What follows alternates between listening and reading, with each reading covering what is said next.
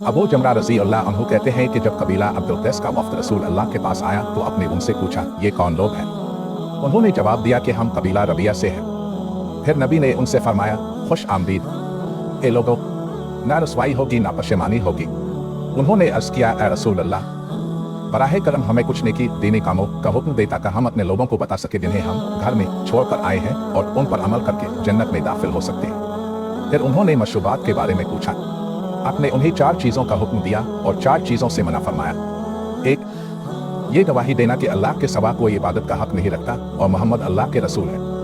2, नमाज पूरी तरह अदा करना। 3, ज़कात अदा करना। 4, रमज़ान के महीने में रोज़े रखना। 5, और खुमुस और अल्लाह की राह में गनीमत का 5वां हिस्सा अदा करना। फिर आपने इनको 4 चीज़ों से मना फरमाया, सब्ज़ लाखी मर्तबान से और कद्दू के बनाए हुए बर्तन से, लकड़ी के खोदे हुए बर्तन से और रोगनी बर्तन से, और फरमाया कि उन बातों को हिफ्ज़ कर लो और इन लोगों को भी बदला देना